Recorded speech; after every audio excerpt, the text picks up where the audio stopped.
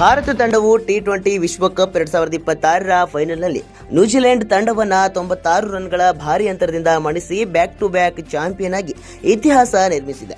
ಮೊದಲ ಬ್ಯಾಟಿಂಗ್ ಮಾಡಿದ ಭಾರತ ತಂಡ 20 ಓವರ್ಗಳಲ್ಲಿ 5 ವಿಕೆಟ್ ನಷ್ಟಕ್ಕೆ 255 ರನ್ಗಳ ಭರ್ಜರಿ ಮೊತ್ತ ಕಲೆ ಹಾಕಿತ್ತು.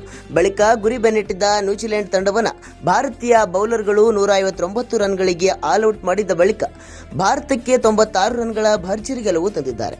ಪಂದ್ಯದ ಬಳಿಕ ಮಾತನಾಡಿದ ಮುಖ್ಯ ಕೋಚ್ ಗೌತಮ್ ಗಂಭೀರ್, ಈ ಜಯವನ್ನ ಮಾಜಿ ಕೋಚ್ ರಾಹುಲ್ ದ್ರಾವಿಡ್, ಎನ್ಸಿಎ ಮುಖ್ಯಸ್ಥ ವಿವಿಎಸ್ ಲಕ್ಷ್ಮಣ್ ಮತ್ತು ಆಯ್ಕೆ ಸಮಿತಿ ಮುಖ್ಯಸ್ಥ ಅಜಿತ್ ಆಗರ್ಕರ್ ಅವರಿಗೆ ಅರ್ಪಿಸಿದರು. ತಂಡದ ಆಟಗಾರರ ಧೈರ್ಯ ಮತ್ತು ನಾಯಕ ಸೂರ್ಯಕುಮಾರ್ ಯಾದವ್ ಅವರ ನಾಯಕತ್ವವೇ ಈ ಗೆಲುವಿಗೆ ಮುಖ್ಯ ಕಾರಣ ಎಂದು ಗಂಭೀರ್ ಹೇಳಿದ್ದಾರೆ.